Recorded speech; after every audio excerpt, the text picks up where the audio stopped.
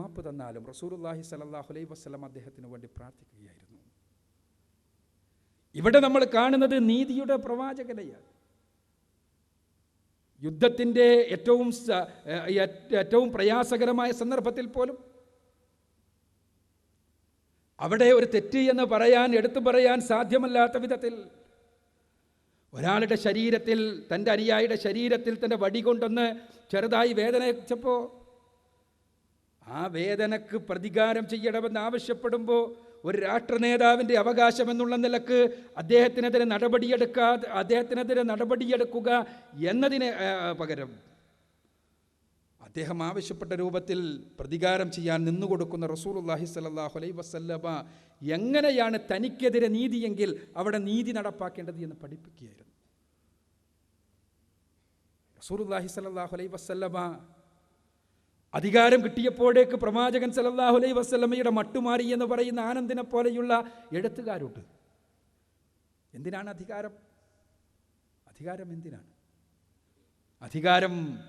സുഖലോലുപതക്കുള്ള മാർഗമാകുമ്പോഴാണ് അധികാരം മനുഷ്യനെ കണ്ണു കാണാത്തയാളായി ആക്കി തീർക്കുന്നത്. റസൂലുള്ളാഹി സ്വല്ലല്ലാഹു അലൈഹി വസല്ലമ നീണ്ട 10 വർഷക്കാലം മദീന രാജ്യത്തിൻ്റെ കിരീടമില്ലാത്ത ഭരണാധികാരിയായി, ചെങ്കോലില്ലാത്ത രാഷ്ട്രനായകനായി നിലകൊണ്ട സന്ദർഭത്തിൽ റസൂലുള്ളാഹി സ്വല്ലല്ലാഹു അലൈഹി വസല്ലമയുടെ വീട്ടിൽ പുക ഉയരുന്നത്, അടുപ്പിൽ നിന്ന് പുക ഉയരുന്നത് 2 മാസത്തിൽ ഒരിക്കൽ മാത്രമായിരുന്നു എന്ന് പ്രവാചക പത്നി ആയിഷ റളിയല്ലാഹു അൻഹ.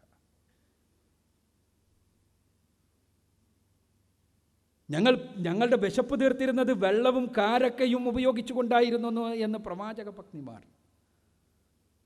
റസൂലുള്ളാഹി സ്വല്ലല്ലാഹു അലൈഹി വസല്ലമ ഉണർന്ന് കടന്നു വന്നപ്പോൾ ശരീരത്തിൽ പരുപരുക്കൻ ഈന്തപ്പന ഓല കൊണ്ടുള്ള ശരീരത്തിലുള്ള ആ ഈന്തപ്പനയോലയിൽ കിടന്നുറങ്ങിയത് കൊണ്ട് ശരീരത്തിലുള്ള ആ അടയാളം കണ്ടപ്പോൾ അടയാളം കൊണ്ടുകൊണ്ട് റസൂലുള്ളാഹി സ്വല്ലല്ലാഹു അലൈഹി വസല്ലമയുടെ ശിഷ്യനായ ഉമർ റളിയല്ലാഹു അൻഹുവിൻ്റെ കണ്ണിൽ നിന്ന് വെള്ളം വന്നുപോയി. ഞാൻ പറഞ്ഞു, പ്രവാചകരെ, കുഫറിൻ്റെ ആളുകൾ സീസറും കിസ്രയും കൈസറുമല്ല, അവരതാ ഈ ലോകത്ത് സുഖലോലുപതയിൽ. പ്രവാചകരെ, അങ്ങുന്ന് ഇസ്ലാമിൻ്റെ പ്രവാചകൻ, ഏറ്റവും ലോകത്തിന് മുഴുവനും മാതൃകയായ പ്രവാചകൻ, സൃഷ്ടിശ്രേഷ്ഠനായ പ്രവാചകൻ, എന്തേ ശരീരത്തിൽ ഈ വടുക്കളുണ്ടാക്കുന്ന രൂപത്തിലുള്ള പായ തന്നെ വിരിച്ച് കിടന്നുറങ്ങേണ്ടതുണ്ടോ? റസൂലുള്ളാഹി സ്വല്ലല്ലാഹു അലൈഹി വസല്ലമയുടെ തിരിച്ചുള്ള ചോദ്യം, ഉമർ, അവർക്ക് ദുനിയാവും നമുക്ക് ആഖിറവും എന്ന കാര്യത്തിൽ താങ്കൾ സംതൃപ്തിയാകുന്നില്ലേ എന്ന്. ഇവിടെയാണ് നീതിക്ക് വേണ്ടി നിലനിന്ന റസൂലുള്ളാഹി സ്വല്ലല്ലാഹു അലൈഹി വസല്ലമക്ക് അധികാരം സുഖലോലുപതയ്ക്ക് വേണ്ടിയുള്ള മാർഗമായിരുന്നില്ല എന്ന് നമ്മൾ തിരിച്ചറിയുന്നത്. മറിച്ച് നീതി നിർവഹണത്തിന് വേണ്ടിയുള്ള പാതയായിരുന്നു. അതുകൊണ്ടാണ് തൻ്റെ സ്വന്തം മകൾ ഫാത്തിമ റളിയല്ലാഹു അൻഹ, എൻ്റെ കരളിൻ്റെ കഷ്ടമെന്ന് റസൂലുള്ളാഹി സ്വല്ലല്ലാഹു അലൈഹി വസല്ലമ തന്നെ എടുത്തു പറഞ്ഞ ഫാത്തിമ റളിയല്ലാഹു അൻഹ, ഇസ്ലാമിക രാഷ്ട്രത്തിലൊരു യുദ്ധമുണ്ടായപ്പോൾ, ആ യുദ്ധത്തിൽ കുറേ യുദ്ധത്തടവുകാരുണ്ടായപ്പോൾ, ആ യുദ്ധത്തടവുകാരിൽ ഒരാളെ തനിക്കൊരു ഭൃത്യനായി നിയമിച്ചു തരണമെന്ന ഏറ്റവും ഒരു വളരെ സരളമായ ഒരു ആവശ്യവുമായിട്ടാണ് ഇസ്ലാമിക രാഷ്ട്രത്തിൻ്റെ നേതൃത്വം റസൂലുള്ളാഹി സ്വല്ലല്ലാഹു അലൈഹി വസല്ലമയുടെ അടുക്ക് അവരെത്തിയത്. പ്രവാചകരെ, റസൂലുള്ളാഹി സ്വല്ലല്ലാഹു അലൈഹി വസല്ലമയോട് സ്വന്തം കരളിൻ്റെ കഷ്ടമായ ഫാത്തിമ ചോദിക്കുകയാണ്, പ്രവാചകരെ, ആട്ടുകല്ല് തിരിച്ച് എൻ്റെ കൈകളിൽ ഇതാ തഴമ്പ് വീണിരിക്കുന്നു, പൊട്ടിക്കഴിഞ്ഞിരിക്കുന്നു എൻ്റെ കൈകൾ. ഇപ്പോൾ യുദ്ധത്തടവുകാരെ കിട്ടിയിട്ടുണ്ടല്ലോ, ഒരു ഭൃത്യനെ, ഒരു വേലക്കാരനെ റസൂലേ എനിക്ക് നിശ്ചയിച്ചു തന്നുകൂടെ? റസൂലുള്ളാഹി സ്വല്ലല്ലാഹു അലൈഹി വസല്ലമ ആ ആവശ്യം തിരസ്കരിക്കുകയാണ്. ഇസ്ലാമിക രാഷ്ട്രത്തിൻ്റെ നായകൻ്റെ മകൾ ആ ഇസ്ലാമിക രാഷ്ട്രത്തിലെ മുഴുവൻ വീടുകളിലും പാവപ്പെട്ട ആളുകൾ അവർ ആട്ടുകല്ല് തിരിക്കുകയും അവരുടെ കൈകളിൽ തഴമ്പ് വീടുകയും ചെയ്യുന്നുവെങ്കിൽ രാഷ്ട്രനായകൻ്റെ മകൾക്ക് മാത്രം പ്രത്യേകമായി രാജ്യത്തിൻ്റെ പൊതുസ്വത്തായ യുദ്ധത്തടവുകാരെ അനുവദിച്ചു കൊടുക്കുവാൻ നിർവാഹമില്ല എന്ന് സ്വയം ഉൾക്കൊണ്ടുകൊണ്ട് റസൂലുള്ളാഹി സ്വല്ലല്ലാഹു അലൈഹി വസല്ലമ ഫാത്തിമയോട് തിരിച്ചു പറഞ്ഞത്, ഫാത്തിമ, അതിനേക്കാൾ ഉത്തമമായൊരു കാര്യം ഞാൻ നിനക്ക് പറഞ്ഞു തരട്ടെ എന്നാണ്. 33 തവണ നീ സുബ്ഹാനല്ലയും 33 തവണ അൽഹംദുലില്ലയും 34 തവണ അല്ലാഹു അക്ബറും പറഞ്ഞോളൂ, അതാണ് അതിനേക്കാൾ ഉത്തമമായ കാര്യം എന്നാണ്. ഇവിടെ നീതിക്ക് വേണ്ടി നിലനിന്ന പ്രവാചകൻ സല്ലല്ലാഹു അലൈഹി വസല്ലമ സ്വന്തം കുടുംബത്തെ എങ്ങനെ വളർത്തണമെന്ന് പഠിപ്പിക്കുകയാണ്. ഞാൻ സൂചിപ്പിക്കുന്നത്, സ്വന്തത്തിനെതിരാണെങ്കിലും കുടുംബത്തിനെതിരാണെങ്കിലും സമൂഹത്തിനെതിരാണെങ്കിലും, നമുക്കറിയാമല്ലോ, ഉന്നതയായ മഖ്സൂം ഗോത്രക്കാരി കളവ് നടത്തിയപ്പോൾ അത് പിടിക്കപ്പെട്ടപ്പോൾ, മക്ക വിജയത്തിൻ്റെ സന്ദർഭത്തിലാണ് സംഗതി. മഖ്സൂം ഗോത്രക്കാരി, മഖ്സൂം എന്ന് പറഞ്ഞാൽ ഉയർന്ന ഗോത്രക്കാരിയാണ്, അവർ പിടിക്കപ്പെടുകയാണ് കളവ് നടത്തിയിട്ട്. അവരെ ശിക്ഷിക്കുക എന്ന് പറഞ്ഞാൽ, ഇസ്ലാമിക രാഷ്ട്രത്തിന് കളവ് നടത്തി ശിക്ഷിക്കുക എന്ന് പറഞ്ഞാൽ കൈ വെട്ടിക്കളയുക എന്നാണ് അർത്ഥം. കൈയില്ലാത്ത ഒരാൾ സ്വന്തം ഗോത്രത്തിൽ ജീവിക്കുക എന്ന് പറഞ്ഞാൽ മഖ്സൂം ഗോത്രത്തിന് സഹിച്ചില്ല. അവർ ചോദിച്ചു, പ്രവാചകരോടൊന്ന് ശുപാർശ പറയാൻ. ഒരു ശുപാർശ, അതിനേറ്റവും നല്ലതാരാണ്? ഉസാമയാകട്ടെ. ഉസാമയെ റസൂലുള്ളാഹി സ്വല്ലല്ലാഹു അലൈഹി വസല്ലമക്ക് ഏറെ ഇഷ്ടമാണ്. പ്രവാചകൻ സല്ലല്ലാഹു അലൈഹി വസല്ലമ ഏറെ ഇഷ്ടപ്പെടുന്ന ഉസാമ. റസൂലുള്ളാഹി സ്വല്ലല്ലാഹു അലൈഹി വസല്ലമ യാത്രകളിൽ പോലും ഉസാമ വരട്ടെ എന്ന് പറഞ്ഞുകൊണ്ട് നിന്നിരുന്ന ഉസാമ. ഹജ്ജിൻ്റെ വേളയിൽ പോലും തവാഫ് നടക്കുമ്പോൾ, തവാഫ് കഴിഞ്ഞപ്പോൾ റസൂലുള്ളാഹി സ്വല്ലല്ലാഹു അലൈഹി വസല്ലമ ഉസാമ വരട്ടെ എന്ന് പറഞ്ഞ് കാത്തു നിൽക്കുന്ന റസൂൽ. അങ്ങനെയുള്ള ഉസാമയോട് അടുത്ത ആളുകൾ പറയുന്നു, ഒന്ന് ശുപാർശ ചെയ്യാമോ? റസൂലുള്ളാഹി സ്വല്ലല്ലാഹു അലൈഹി വസല്ലം ഉസാമയോട് പോയി ശുപാർശ ചെയ്യുന്നു. പ്രവാചകരെ, ഇങ്ങനെയൊരു ആവശ്യമുണ്ട്. അവരെന്ത് പ്രായശ്ചിത്തം ചെയ്യാനും തയ്യാറാണ്. പക്ഷേ ഈ ശിക്ഷാവിധിയിൽ നിന്ന് ഒന്നൊഴിവാക്കി കൊടുക്കണം. പ്രവാചകൻ സല്ലല്ലാഹു അലൈഹി വസല്ലമ ഏത് സമയത്തും ഉസാമയോടൊപ്പം, ഉസാമയെ ഇഷ്ടപ്പെട്ടുകൊണ്ട് നിന്നിരുന്ന റസൂലുള്ളാഹി സ്വല്ലല്ലാഹു അലൈഹി വസല്ലമയുടെ മുഖം വിവർണമായി ചുവന്നു തുടുത്തു. റസൂലുള്ളാഹി സ്വല്ലല്ലാഹു അലൈഹി വസല്ലമ മിമ്പറിലേക്ക് കയറി.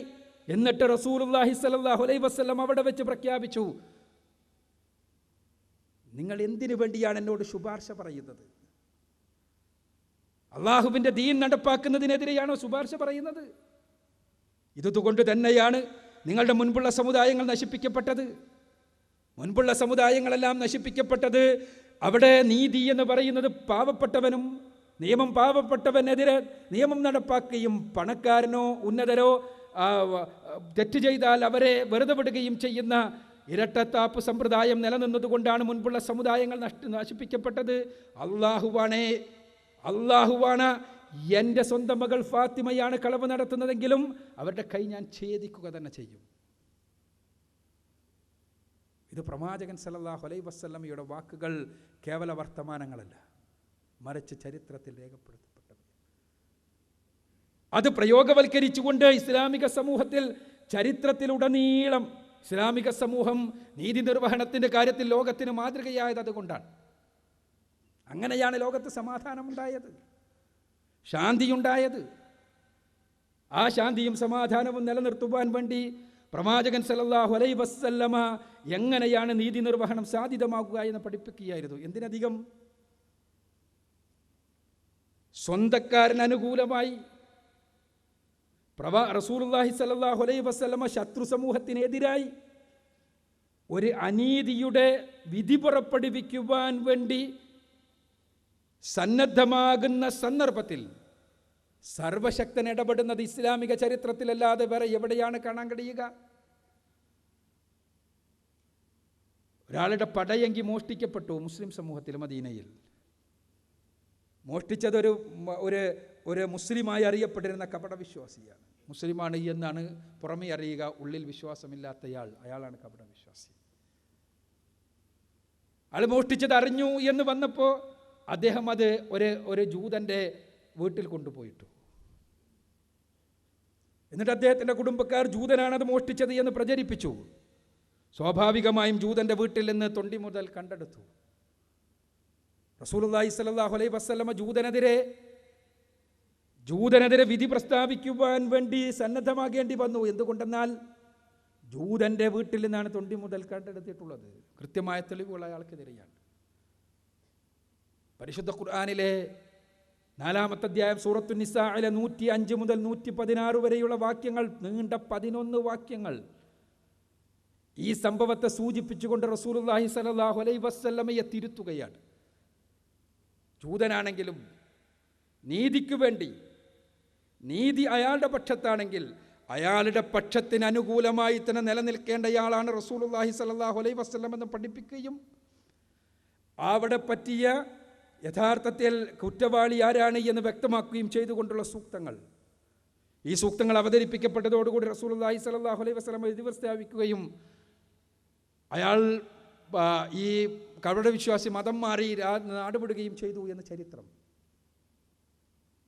ഇവിടെയെല്ലാം നമ്മൾ കാണുക, നേരത്തെ പറഞ്ഞതുപോലെ നീതി എന്തിനെതിരെയാണെങ്കിലും അത് നടപ്പാക്കുന്ന റസൂലുള്ളാഹി സ്വല്ലല്ലാഹു അലൈഹി വസല്ലം. അതാണ് ഒരു ഭരണാധികാരിയുടെ കർത്തവ്യം. ആ ഭരണാധികാരിയുടെ കർത്തവ്യം നിർവഹിച്ചപ്പോൾ സ്വന്തം നാടിനെ സംരക്ഷിക്കുവാൻ വേണ്ടി റസൂലുള്ളാഹി സ്വല്ലല്ലാഹു അലൈഹി വസല്ലമക്ക് യുദ്ധം ചെയ്യേണ്ടി വന്നിട്ടുണ്ട്. അത് ഭരണാധികാരിയുടെ കർത്തവ്യ നിർവഹണമാണ്. അത് നാടുകളെ വെട്ടിപ്പിടിക്കുന്നതിന് വേണ്ടിയുള്ള സമരമായിരുന്നില്ല, യുദ്ധമായിരുന്നില്ല. തൻ്റെ സാമ്രാജ്യം വിപുലീകരിച്ച് അവിടെ ഏകഛത്രാധിപതിയായി വാഴുന്നതിന് വേണ്ടിയുള്ള ആഗ്രഹമായിരുന്നില്ല റസൂലുള്ളാഹിയെ നയിച്ചത്. മറിച്ച് റസൂലുള്ളാഹി സ്വല്ലല്ലാഹു അലൈഹി വസല്ലമ യുദ്ധം ചെയ്തത്, പടനയിച്ചത്, പടയാളികളെ ഒരുക്കിയത്, രക്തം ചിന്തേണ്ടി വന്നപ്പോൾ രക്തം ചിന്തിയത്, ഇതെല്ലാം തന്നെ ഈ ആദർശമനുസരിച്ച് ജീവിക്കുവാനും ആദർശ പ്രബോധനത്തിനും വേണ്ടിയുള്ള സ്വാതന്ത്ര്യത്തിനും വേണ്ടിയാണ്. ഉദിനലില്ലദീന, നിങ്ങൾക്ക് യുദ്ധം അനുവദിക്കപ്പെട്ടിരിക്കുന്നു. ഉദിനലില്ലദീന യുഖാതിലൂന ബിഅന്നഹും ദുലിമു, നിങ്ങൾക്ക് യുദ്ധം അനുവദിക്കപ്പെട്ടിരിക്കുന്നു, നിങ്ങൾക്ക് യുദ്ധം ചെയ്യാൻ നിങ്ങൾക്ക് കൽപ്പന നൽകപ്പെട്ടിരിക്കുന്നു. എന്തുകൊണ്ടെന്നാൽ നിങ്ങൾ ആക്രമിക്കപ്പെട്ടവരാണ്. ആക്രമിക്കപ്പെട്ട ആളുകളായതുകൊണ്ട്, നിങ്ങൾ പീഡിപ്പിക്കപ്പെട്ട ആളുകളായതുകൊണ്ട്, നാട്ടിൽ നിന്ന് പുറത്താക്കപ്പെട്ട ആളുകളായതുകൊണ്ട്, ഈ ആദർശമനുസരിച്ച് ജീവിക്കുവാനുള്ള സ്വാതന്ത്ര്യം നിഷേധിക്കപ്പെടുന്ന അവസ്ഥാവിശേഷമുള്ളത് കൊണ്ട് നിങ്ങൾക്ക് യുദ്ധം ചെയ്യാം. ആ യുദ്ധത്തിന് വേണ്ടിയുള്ള കൽപ്പന വന്നതിന് ശേഷമാണ് ഇസ്ലാമിക സമൂഹത്തിൽ യുദ്ധങ്ങൾ ഉണ്ടായത്. ബദറും ഉഹുദും ഖന്തഖും ഹുനൈനുമെല്ലാം ഉണ്ടായത് അങ്ങനെയാണ്. ആ യുദ്ധങ്ങളിൽ പ്രതിരോധത്തിന് വേണ്ടിയുള്ള യുദ്ധങ്ങൾ ഉണ്ടായിട്ടുണ്ട്. രാജ്യം സംരക്ഷിക്കുന്നതിന് വേണ്ടി പ്രത്യാക്രമണത്തിൻ്റെ ആവശ്യത്തിന് വേണ്ടിയുള്ള യുദ്ധങ്ങൾ ഉണ്ടായിട്ടുണ്ട്. പക്ഷേ ആ യുദ്ധങ്ങളുടെ സന്ദർഭങ്ങളിലെല്ലാം തന്നെ സമാധാനത്തിന് വേണ്ടി, ശാന്തിക്ക് വേണ്ടിയുള്ള അവസരങ്ങൾ റസൂലുള്ളാഹി സ്വല്ലല്ലാഹു അലൈഹി വസല്ലമ പരമാവധി ഉപയോഗിച്ചത് നമുക്ക് കാണാൻ സാധിക്കും. അതുകൊണ്ടാണല്ലോ ഹുദൈബിയ സന്ധി ഉണ്ടായത്. ഹുദൈബിയ സന്ധി ബദറും ഉഹുദും ഖന്തഖും കഴിഞ്ഞതിന് ശേഷം ഉണ്ടാകുന്ന സന്ധിയാണ്. ആ സന്ധിയിൽ ഒന്നാമത്തെ സന്ധി വ്യവസ്ഥ തന്നെ പരസ്പരം യുദ്ധമില്ലാത്ത 10 വർഷങ്ങൾ എന്നതായിരുന്നു. ആ സന്ധി വ്യവസ്ഥ പ്രകാരം സന്ധിയുണ്ടാക്കി, ആ സന്ധിയുടെ ആ യുദ്ധമില്ലാത്ത 10 വർഷങ്ങൾക്ക് വേണ്ടി, അങ്ങനെ ഒരു സന്ധി വ്യവസ്ഥ ഒപ്പിടിക്കുന്നതിന് വേണ്ടി, അതിന് അനുവദിക്കുന്നതിന് വേണ്ടി റസൂലുള്ളാഹി സ്വല്ലല്ലാഹു അലൈഹി വസല്ലമ അള്ളാഹുവിൻ്റെ നിർദ്ദേശപ്രകാരം അവർ മക്കാ മുശ്രിക്കുകൾ പറഞ്ഞ എല്ലാ കണ്ടീഷനുകളും, എല്ലാ നിബന്ധനകളും അംഗീകരിക്കുകയാണ് ചെയ്തത്. മക്കയിൽ നിന്ന് ആരെങ്കിലും ഇസ്ലാം സ്വീകരിച്ച് മദീനയിലേക്ക് ചെന്നാൽ അവരെ അവിടെ സ്വീകരിക്കില്ല. മക്കയിലെ ക്രൂരതകളിലേക്ക് അവരെ തിരിച്ചയക്കും. മദീനയിൽ നിന്ന് ആരെങ്കിലും കുഫറിലേക്ക് തിരിച്ചുപോയി മക്കയിൽ തിരിച്ചെത്തിയാൽ അവർ സ്വീകരിക്കും. ഇങ്ങനെ തുടങ്ങിയ നിബന്ധനകൾ, ആ നിബന്ധനകൾ മുഴുവനും അംഗീകരിച്ചുകൊണ്ട് തന്നെ സന്ധിക്ക് തയ്യാറാവുകയാണ് റസൂലുള്ളാഹി സ്വല്ലല്ലാഹു അലൈഹി വസല്ലം. യുദ്ധമില്ലാത്ത നാളുകൾക്ക് വേണ്ടി, സമാധാനത്തിൻ്റെ നാളുകൾക്ക് വേണ്ടി. തീർച്ചയായും ആ സമാധാനത്തിൻ്റെ നാളുകളിൽ ഇസ്ലാം പ്രചരിപ്പിക്കപ്പെട്ടു. ലോകത്തിൻ്റെ വ്യത്യസ്തങ്ങളായ ഭാഗങ്ങളിലേക്ക്, അറബ്യൻ ഉപദ്വീപിന് പുറത്തേക്കും ഇസ്ലാം കടന്നു ചെല്ലുന്ന അവസ്ഥാവിശേഷമുണ്ടായി. അങ്ങനെ ഇസ്ലാമിലേക്ക് ആളുകൾ കൂട്ടം കൂട്ടമായി കടന്നു വന്നു. അതിൻ്റെ ഈ ഹുദൈബിയ സന്ധിയുടെ ഫലം എന്നുള്ള നിലക്ക് തന്നെ മക്ക രാജ്യം വിജയിക്കപ്പെട്ടു. മക്കയിലേക്ക് റസൂലുള്ളാഹി സ്വല്ലല്ലാഹു അലൈഹി വസല്ലമയും സൈന്യവും തിരിച്ചു പോകുന്ന സന്ദർഭമുണ്ട്. 10,000-ഓളം ആളുകളോടൊപ്പം 10,000-ഓളം എന്തിനും തയ്യാറായ സഹാബിമാരോടൊപ്പം മക്കയിലേക്ക് തിരിച്ചു പോകുകയാണ് റസൂലുള്ളാഹി സ്വല്ലല്ലാഹു അലൈഹി വസല്ലം. തങ്ങളെ പുറത്താക്കിയ നാട്ടിലേക്ക്, തങ്ങളെ ക്രൂരമായി പീഡിപ്പിച്ച നാട്ടിലേക്ക്, തങ്ങൾക്കെതിരെ യുദ്ധം ചെയ്ത നാട്ടിലേക്ക്, തങ്ങളുടെ നാട് നശിപ്പിക്കുവാൻ വേണ്ടി കടന്നു വന്ന ആളുകളുടെ നാട്ടിലേക്ക്, തങ്ങൾക്ക് എല്ലാ രൂപത്തിലുമുള്ള പ്രയാസങ്ങൾ സൃഷ്ടിച്ച ആളുകളുടെ നാട്ടിലേക്ക്, തങ്ങളെ 3 വർഷത്തോളം പട്ടിണി കിടത്തി പച്ചിലകൾ മാത്രം തിന്ന് ജീവിക്കുവാൻ നിർബന്ധിച്ച ആളുകളുടെ നാട്ടിലേക്ക്. ആ സമയത്താണ് ഒരു സഹാബി വിളിച്ചു പറഞ്ഞത്, ഹാദാ യൗമുൽ മൽഹമ എന്ന്. ഇതാ ഈ ദിവസം ഇറച്ചിവെട്ടിൻ്റെ രക്തച്ചൊരിച്ചിലിൻ്റെ ദിവസമാണ് കേട്ടോ, പ്രതികാരത്തിൻ്റെ ദിവസമാണ് കേട്ടോ. സമാധാനത്തിൻ്റെ ദൂതൻ റസൂലുള്ളാഹി സ്വല്ലല്ലാഹു അലൈഹി വസല്ലം തിരുത്തി, അല്ല, ഹാദാ യൗമുൽ മർഹമ, അല്ല, ഇന്ന് കാരുണ്യത്തിൻ്റെ ദിവസമാണ്. അത് വെറുതെ പറയുകയല്ല. ചരിത്രത്തിന് പരിചയമില്ലാത്ത വിധത്തിലുള്ള സംഭവങ്ങൾ വിശദീകരിക്കേണ്ടതില്ല, എല്ലാവർക്കും അറിയാം. മക്കാ മുശ്രിക്കുകൾ, ഈ നേരത്തെ പറഞ്ഞ ക്രൂരതകൾ മുഴുവനും ചെയ്ത മക്കാ മുശ്രിക്കുകൾ, അവർക്ക് തുറന്ന മാപ്പ് നൽകുകയാണ് റസൂലുള്ളാഹി സ്വല്ലല്ലാഹു അലൈഹി വസല്ലം. ഇസ്ലാമിക സമൂഹത്തിനെതിരെ അതിക്രൂരമായ പീഡനങ്ങൾ മാത്രം ചെയ്ത, ഇസ്ലാമിക സമൂഹത്തെ ഏറ്റവും എല്ലാ അർത്ഥത്തിലും വഞ്ചിക്കുകയും പ്രയാസങ്ങൾ പ്രദാനം ചെയ്യുകയും ചെയ്ത ചിലർക്കെതിരെ മാത്രമാണ് പ്രതികാര നടപടികളെക്കുറിച്ച് സംസാരിച്ചത്. അത് തന്നെ പ്രതികാര നടപടികൾ ഉണ്ടായത് ഏതാനും ആളുകൾ മാത്രം. എല്ലാം ചെയ്ത, എല്ലാ ക്രൂരതകളും ചെയ്ത ആളുകൾക്ക് അവർക്ക് മുഴുവനും പൊതുമാപ്പ് നൽകിക്കൊണ്ട് ഇസ്ലാമിൻ്റെ പാതയിലേക്ക് അവരെ ക്ഷണിക്കുകയും അവർക്ക് ഇസ്ലാമിലേക്ക് രക്ഷയുടെ മാർഗത്തിലേക്ക് വഴി തുറന്നു കൊടുക്കുകയും റസൂലുള്ളാഹി സ്വല്ലല്ലാഹു അലൈഹി വസല്ലം ചെയ്തു. അതിനുശേഷമാണ് ഞാൻ നേരത്തെ സൂചിപ്പിച്ചതുപോലെ ലോകത്തിൻ്റെ വ്യത്യസ്തങ്ങളായ ഭാഗങ്ങളിൽ നിന്ന് ഇസ്ലാമിലേക്ക് ആളുകൾ കൂട്ടം കൂട്ടമായി കടന്നു വന്നത്. അങ്ങനെ ആ സമാധാനത്തിൻ്റെ സന്ദേശത്തിലേക്ക് ആളുകൾ കടന്നു വന്നപ്പോൾ ലോകത്തെങ്ങും ശാന്തിയുണ്ടായി, സമാധാനമുണ്ടായി, മാനവികതയുണ്ടായി. ആ മാനവികതയുടെ ചിത്രമാണ് നമ്മൾ ചരിത്രത്തിലുടനീളം കാണുന്നത്. ഇവിടെയാണ് റസൂലുള്ളാഹി സ്വല്ലല്ലാഹു അലൈഹി വസല്ലമ സൃഷ്ടിച്ച സമാധാനത്തിൻ്റെ ആ വിപ്ലവം, സമാധാനത്തിന് വേണ്ടി നീതി നിർവഹിക്കുവാൻ വേണ്ടി റസൂലുള്ളാഹി സ്വല്ലല്ലാഹു അലൈഹി വസല്ലം നയിച്ച ആ പരിവർത്തനം, അത് ലോകത്തിൻ്റെ മുന്നിൽ മാതൃകയായി തീരുന്നത്, ലോകത്തെങ്ങുമുള്ള ആളുകൾക്ക് മാതൃകയാകുന്നത്. നമുക്കറിയാം, 32 വർഷക്കാലഘട്ടം കൊണ്ട് ലോകത്തിലെ ഏറ്റവും വലിയ സാമ്രാജ്യ സ്ഥാപകനായി മാറിയ ആളാണ് അലക്സാണ്ടർ ചക്രവർത്തി, മഹാനായ അലക്സാണ്ടർ. 32 വർഷക്കാലം കൊണ്ട് ഇറ്റലിയിലെ അയോണിയൻ കടൽ മുതൽ ഇന്ത്യയിലെ ഹിമാലയം വരെ, അന്ന് ഇന്നത്തേതുപോലെയുള്ള വാഹന സൗകര്യങ്ങളോ മറ്റോ ഒന്നുമില്ലാത്ത സമയത്ത്, തൻ്റെ യുവകാലഘട്ടത്തിൽ തന്നെ ലോകത്തിൻ്റെ അന്നത്തെ, ക്രിസ്തുവിന് 7 നൂറ്റാണ്ടുകൾക്ക് മുമ്പാണ്, അന്നത്തെ ഏറ്റവും വലിയ സാമ്രാജ്യ സ്ഥാപകനായി മാറിയ അദ്ദേഹം മരണക്കിടക്കയിൽ കിടന്ന് തൻ്റെ മരണത്തിന് ശേഷം ചെയ്യേണ്ട കാര്യങ്ങളെക്കുറിച്ച് പറഞ്ഞുകൊടുത്തത് ചരിത്രത്തിൽ രേഖപ്പെടുത്തപ്പെട്ടിട്ടുണ്ട്. അദ്ദേഹം പറഞ്ഞു, ഞാൻ മരിച്ചാൽ എൻ്റെ ശവമഞ്ചം ചുമക്കേണ്ടത് എന്നെ ചികിത്സിച്ച ഡോക്ടർമാരാണ്. എന്തുകൊണ്ടെന്നാൽ ലോകമറിയട്ടെ, മരണമെന്ന അസുഖത്തെ പിടിച്ചു വെക്കുവാൻ ഒരു ഡോക്ടർക്കും സാധ്യമല്ല എന്ന്. നിങ്ങളെൻ്റെ ശവവുമായി കടന്നു പോകുമ്പോൾ, എൻ്റെ മൃതശരീരവുമായി കടന്നു പോകുമ്പോൾ, ഞാൻ സമ്പാദിച്ചു വെച്ച സ്വർണ്ണ നാണയങ്ങളും രത്നങ്ങളുമെല്ലാം വഴിയിൽ വിതറിക്കൊണ്ട് കടന്നു പോകണം. ലോകമറിയട്ടെ, ഈ സമ്പാദ്യം കൊണ്ടൊന്നും യാതൊരു കാര്യവുമില്ല എന്ന്. നിങ്ങളെൻ്റെ ശവമഞ്ചത്തിന് പുറത്തേക്ക് എൻ്റെ കൈകൾ പുറത്തേക്ക് കാണിക്കണം, കൈകൾ പുറത്തേക്ക് തൂക്കിയിടണം. ലോകം കാണട്ടെ, ഈ ലോകം മുഴുവനും കീഴടക്കി എന്ന് അഭിമാനത്തോടു കൂടി പറയുന്ന, തൻ്റെ 32 വയസ്സിൻ്റെ ഉള്ളിൽ ലോകത്തെ ഏറ്റവും വലിയ ഏകഛത്രാധിപതിയായി മാറിയ അലക്സാണ്ടർ പോകുമ്പോൾ ഒന്നും കൊണ്ടുപോകുന്നില്ല എന്ന് ലോകമറിയട്ടെ. ഇത് ഏത് സാമ്രാജ്യ സ്ഥാപകൻ്റെയും അവസാനത്തെ മനസ്സാണ്. ഒന്നും കൊണ്ടുപോകാൻ കഴിയില്ല. ആയിരക്കണക്കിന് 10,000-കണക്കിന് മനുഷ്യരെ കശാപ്പ് ചെയ്തുകൊണ്ട്, 10,000-കണക്കിന് മനുഷ്യരെ കൊന്നൊടുക്കിക്കൊണ്ട്, അവരുടെ ശവക്കൂനകൾക്ക് മേലെ അധികാര സ്ഥാപനങ്ങൾ ഉണ്ടാക്കിക്കൊണ്ട്, അവരുടെ രക്തപ്പുഴകൾക്ക് മുകളിലൂടെ നീന്തിക്കടന്ന് തങ്ങളുടെ അധികാരം നിലനിർത്തിക്കൊണ്ട് കടന്നുപോയ ആളുകൾ. അവർക്ക് അവസാനം കരയേണ്ടി വന്നു, ഞങ്ങളൊന്നും കൊണ്ടുപോയിട്ടില്ല, ഞങ്ങളൊന്നും സ്ഥാപിച്ചിട്ടില്ല എന്ന്. എന്നാൽ കേവലം 1018 പേർ മാത്രം,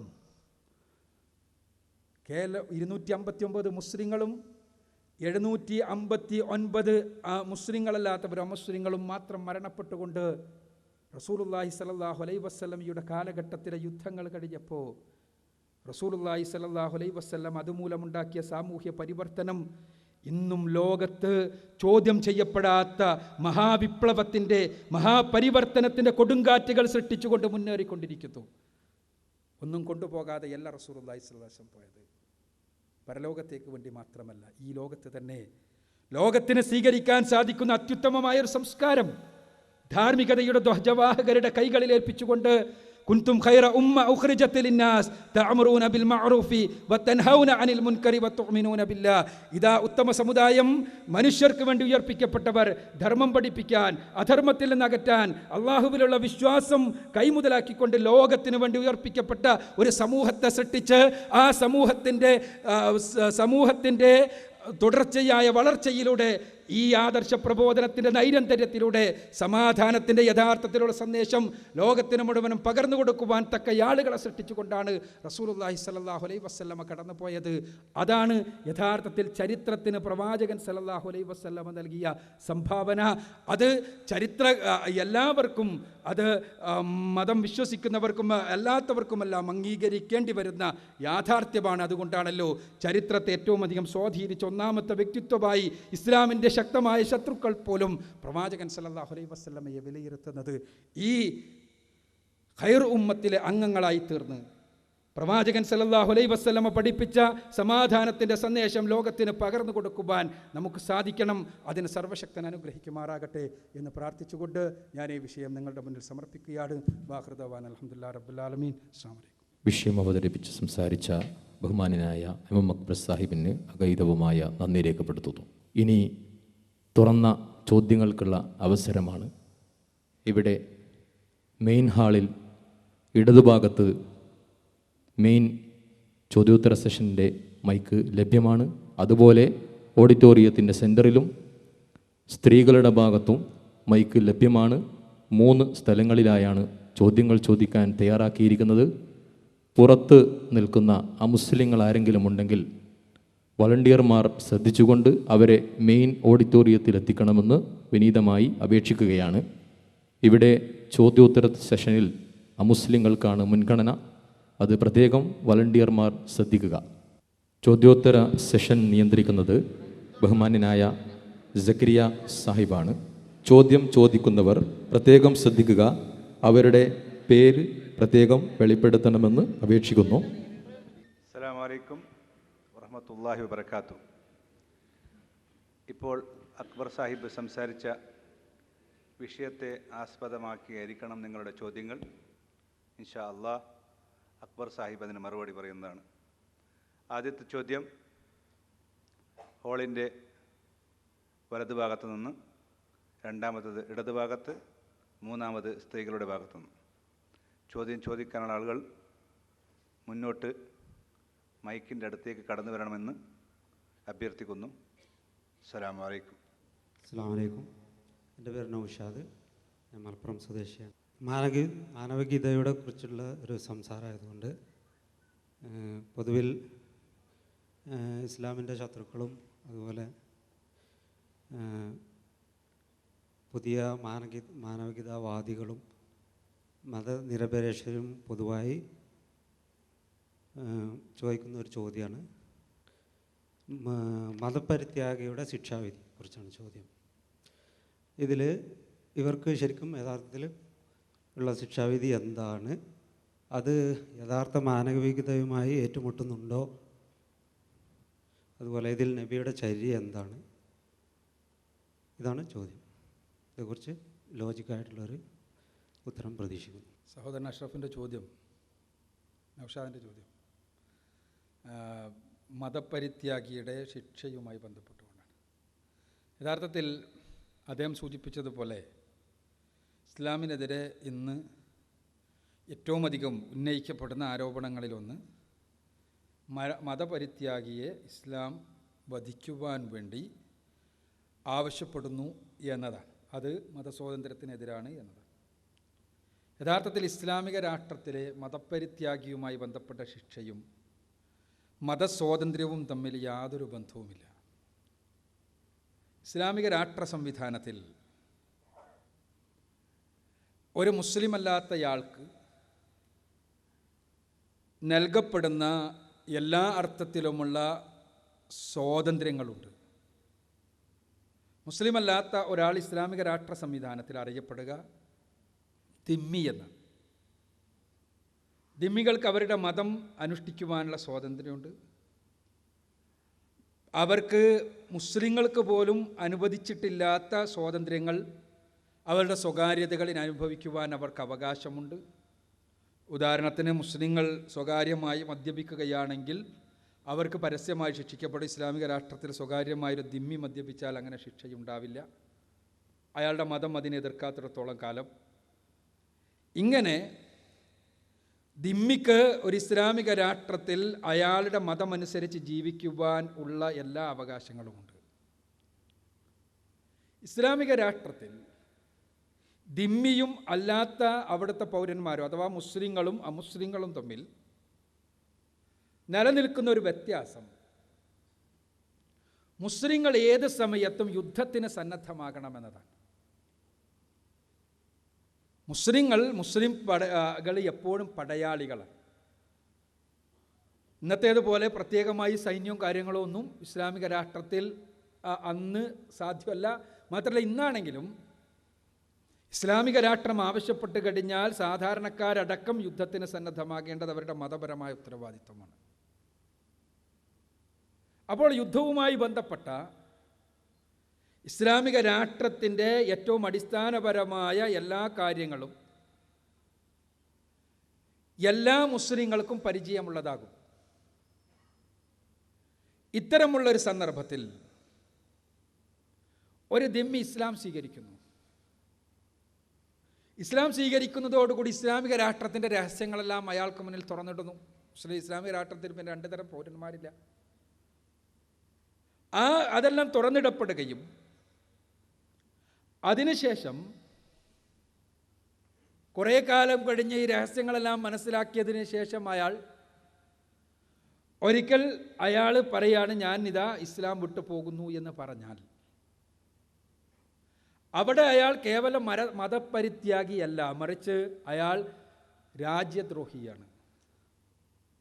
രാജ്യദ്രോഹിക്കുള്ള ശിക്ഷയാണ് യഥാർത്ഥത്തിൽ കൊലക്കുറ്റം എന്നത്, വധശിക്ഷ എന്നത് കൊലക്കുറ്റമല്ല.